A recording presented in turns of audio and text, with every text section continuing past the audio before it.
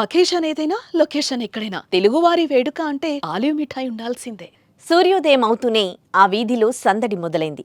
పెళ్లి వేడుక కావడంతో చుట్టాలు బంధువులతో కలకల్లాడింది. ఏర్పాట్లు వంటల్లో పెద్దలంతా నిమగ్నమవగా డీజే పాటలకు చిన్నారులు చిందేస్తున్నారు.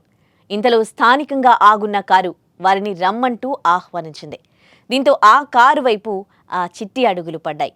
పాపం అప్పుడు వాళ్లకి తెలీదు అదే కారు వారి ప్రాణాలు తీస్తుందని. అలా కారులోకి వెళ్లగానే డోర్లు మూసుకుపోయాయి. కొద్దిసేపటి తర్వాత ఊపిరి అందకపోవడంతో డోర్లు తెరవాలంటూ గట్టిగా కేకలు వేశారు. కాని వారి అరుపులు ఆర్తనాదాలు బయటకు వినిపించలేదు. దీంతో కారులోనే వారి ప్రాణాలు ఆవిరైపోయాయి.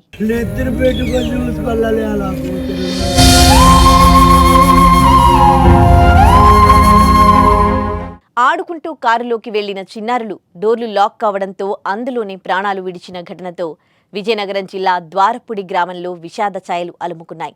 నలుగురు చిన్నారులు ఒకేసారి మృతి చెందడంతో తల్లిదండ్రులు గుండె లవిసేలా రోధించిన తీరు అందరికీ కంటనీరు తెప్పించింది. విజయనగరం జిల్లా ద్వారపుడి గ్రామంలో బుర్లు ఆనంద్, ఉమా దంపతుల ఇద్దరు కుమార్తెలు చారుమతి, చరిష్మా, కంది సురేష్, అరుణ దంపతుల కుమార్తె మనస్వి, మంగి బుచ్చిబాబు, భవానీ దంపతుల కుమారుడు ఉదయ్ నిన్న ఉదయం ఆడుకునేందుకు బయటకెళ్లారు. ఆ తర్వాత ఎంతసేపైనా తిరిగి రాలేదు. దీంతో ఆందోళనకు గురైన తల్లిదండ్రులు పరిసర ప్రాంతాల్లో వెతక్గా ఎక్కడా కనిపించలేదు. చివరికి గ్రామంలోని మహిళా మండలి కార్యాలయం వద్ద పార్క్ చేసి ఉన్న కారులో నలుగురు చిన్నారులు ఉన్నట్లు గ్రామస్తులు గుర్తించారు. కార్ డోర్లు ఓపెన్ చేసి చూడగా అప్పటికే నలుగురు చిన్నారులు మృతి చెందారు. సరదాగా ఆడుకునేందుకు కారు లోపలికి వెళ్లిన చిన్నారులు ఆ తర్వాత లాక్ పడ్డంతో కారులోనే ఇరుక్కుపోయి ఊపిరి ఆడక మరణించినట్లు గ్రామస్తులు భావిస్తున్నారు. ఒకేసారి నలుగురు పిల్లలు కన్నుమూయడంతో ద్వారపుడి గ్రామంలో విషాద ఛాయలు అలుముకున్నాయి. చాలా దురదృష్టకరం అండి. ఎందుకంటే ఈరోజు ద్వారపూడి ఇప్పటి వరకు కూడా ఇటువంటి సంఘటన అనేది మాకు తెలియదండి. ఈ సంఘటన చూసిన ప్రతి ఒక్కరు కూడా గ్రామస్తులందరూ కూడా అసలు ఎవరు తట్టుకోలేకపోతున్నారు. అది కాక వాళ్ళ తల్లిదండ్రులను గానీ ఎవరు ఓదార్చలేకపోతున్నారు. వారికి ఏమిచ్చినా మనం ఇవ్వలేము వారి పిల్లల్ని. అయినప్పటికి కూడా ఇక్కడ ఉన్నటువంటి ఇసుకలో ఆడుకోవడం జరిగింది. ఆడుకున్న తర్వాత ఆడుకుంటూ ఈ కారులోకి మరి ముచ్చు ఏ విధంగా వాళ్ళ లాక్కెళ్ళిందో తెలీదు కానీ, మరి మా గ్రామంలో అయితే మాత్రం చాలా విషాదాలు కమ్ముకున్నాయి.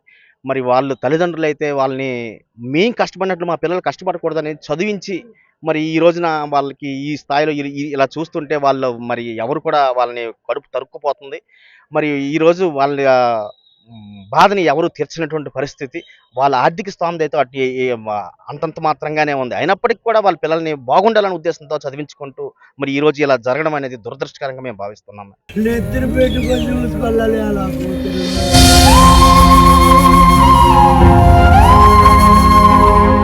మరోపక్క స్థానికంగా నివాసముండే బూర్లి ఆనంద్, ఉమా దంపతుల కుమార్తెలు జాశ్రిత, చారుమతి చురుగ్గా ఉండేవారు. ఆనంద్ వెల్డింగ్ పనులకు వెళ్తూ కుటుంబాన్ని పోషించేవారు. అతని భార్య గృహిణి. పెద్ద పాప నగరంలోని ఓ ప్రైవేట్ పాఠశాలలో 2వ తరగతి పూర్తి చేసింది. 3వ తరగతికి వెళ్తోంది. చిన్నమ్మాయి ప్రభుత్వ విద్యాలయంలో 1వ తరగతి చదువుతోంది.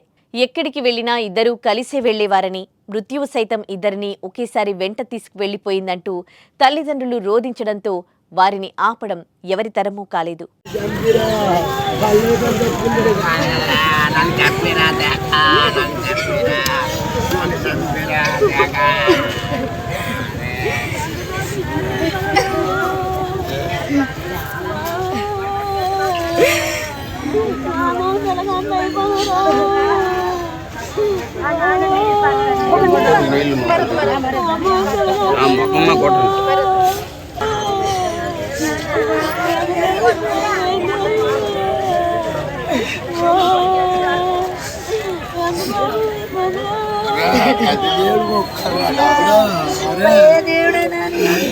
దేవుడు ఒకళ్ళు పిల్లలు కావాలి.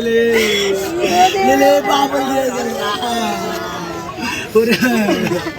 ఒకప్పుడు గూర్లోడు వేరు, ఇప్పుడు గూర్లోడు వేరే అందరూ వెళ్ళేవారు. ఆ పెళ్లి చేయపోలే బాగుల్లో ఈరోజు కూతుర్లే చేశారు. ఆ పెళ్లి నెత్తిన పెట్టుకొని చూసుకోవాలి అలా కూతురు.